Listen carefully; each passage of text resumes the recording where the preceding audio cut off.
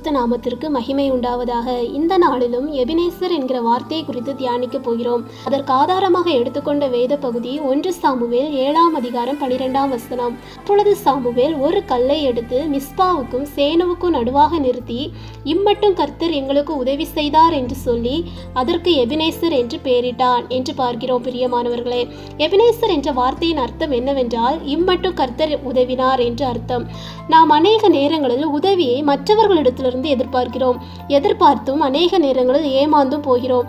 ஆனால் கர்த்தர் இன்றைக்கு உங்களை பார்த்து சொல்லுகிறார், நான் உங்களுடைய வாழ்க்கையில் நல்ல எபினேசராக இருப்பேன் என்று. அநேக நேரத்தில் நீங்கள் இப்படியாக சிந்திக்கலாம், என்னுடைய சூழ்நிலை இப்படியாக இருக்கிறதே, என்னுடைய சூழ்நிலையை யாருக்கு நான் தெரியப்படுத்துவேன், எனக்கு யார் உதவி செய்வார், நான் எவர்களிடத்தில் உதவியை எதிர்பார்த்தேனோ அவர்கள் எல்லாரும் எனக்கு எதிராக இருக்கிறார்களே என்று ஒருவேளை கவலையோடு கண்ணீரோடு காணப்படலாம். ஆனால் ஆண்டவருடைய வார்த்தை என்ன சொல்லுகிறது என்றால், பலம் உள்ளவனுக்காகிலும் பலனற்றவனுக்காகிலும் உதவி செய்கிறது லேசான காரியம் என்று 2 நாளாகமும் 14ஆம் அதிகாரம் 11ஆம் வசனம் சொல்கிறது.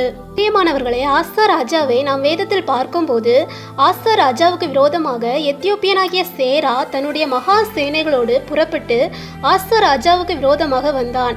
ஆனால் ஆசா ராஜாவுக்கு எத்தியோப்பியனாகிய சேராவை எதிர்ப்பது மிகவும் கடினமான காரியமாக, மிகவும் கூடாத காரியமாக இருந்தது.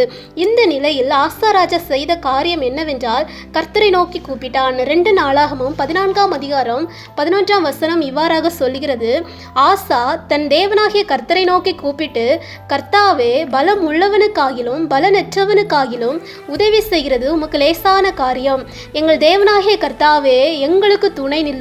உம்மை சார்ந்து உம்முடைய நாமத்தில் ஏராளமான இந்த கூட்டத்திற்கு எதிராக வந்தோம். கர்த்தாவே, நீர் எங்கள் தேவன், மனுஷன் உம்மை மேற்கொள்ள விடாதேயும் என்றான் என்று வேதத்தில் பார்க்கிறோம். பிரியமானவர்களை, கர்த்தர் அவனுடைய கூப்பிடுதலுக்கு செவி கொடுத்து அவனுக்கு உதவி செய்தார் என்று தொடர்ந்துள்ள வேத வசனம் சொல்கிறது. ஒருவேளை இந்த நாளிலும் நீங்கள் ஏதாவது உதவியை எதிர்பார்த்து கொண்டிருப்பீர்களானால், ஆசா ராஜாவை போல கர்த்தரிடத்தில் தெரியப்படுத்துங்கள். கர்த்தர் உங்களுக்கு உதவி செய்வதற்கு வல்லவராயிருக்கிறார். இந்த வார்த்தையின் மூலம் கர்த்தர் உங்களை ஆசீர்வதிப்பாராக. ஆமென்.